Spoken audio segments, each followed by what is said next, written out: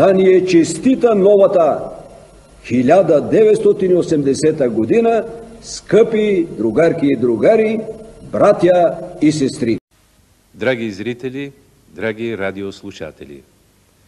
Новогодишно приветствие към българския народ ще произнесе генералният секретар на Централния комитет на Българската комунистическа партия и председател на Държавния съвет на Народна република България Тодор Живков. Уважаеми другарки и другари, граждани на социалистическа България, ние имаме всички основания да изпратим 1982 година с добри чувства и с добра дума. През изминалата година стабилно се развиваше водещия отрасъл на нашата икономика – промишлеността. Доволни сме от реколтата в селското стопанство. Нейното прибиране тази година се превърна наистина в общонародно дело. Нови важни строителни обекти, жилища, училища, детски градини бяха завършени и влязоха в строя. Възходящо се развиваха културата и изкуството, науката и образованието. Що се отнася до нас, до държавите от Варшавския договор, ние продължавахме и ще продължаваме неотклонно да се борим за мир с всички средства, включително и като не позволяваме на САЩ и НАТО да изменят съотношението на силите в своя полза. С цялата си идеологическа, политическа, дипломатическа, икономическа, духовна и военна мощ, нашата велика социалистическа общност ще брани себе си, мира в света, човешкия прогрес. Българската комунистическа партия, нашето правителство водят последователна линия на разведряване, на укрепване на мира, на разширяване на сътрудничество с всички партии, правителства, държави, с които поддържаме отношения.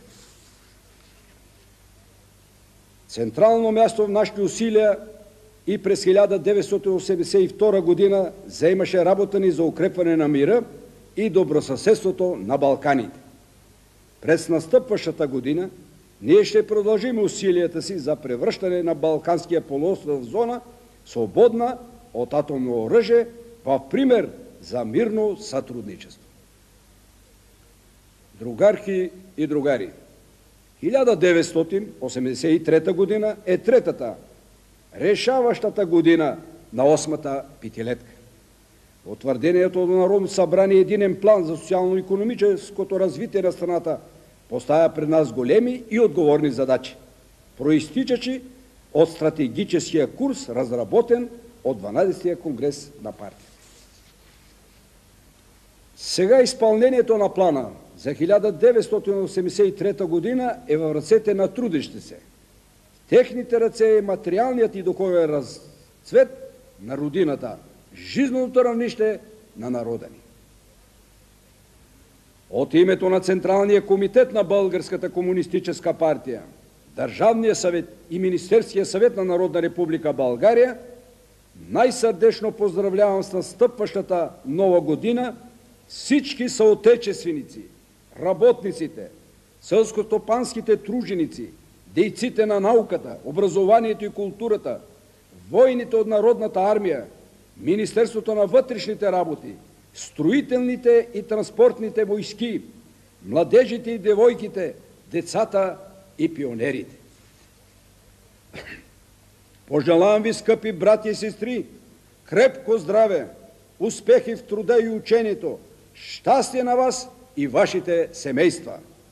Нека 1983 година бъде мирна и щастлива за нас, за нашите приятели, за всички хора по земята. Нека бъде година на поражение на силите, които тласкат света към катастрофа. Нека бъде година на поврат към разведряването, разоръжаването, сътрудничество между страните и народите. Скъпи съотечественици, новата 1983 година. Устройството е велик исторически шанс за всички нас. Да превърнем този шанс в реални дела, Такава е днес повелята. Нека новата 1988 година да е мирна и щастлива за всички хора по земята. Честита новата 1988 година, другарки и другари, синове и дъщери на нашето скъпо отечество, Народна република България.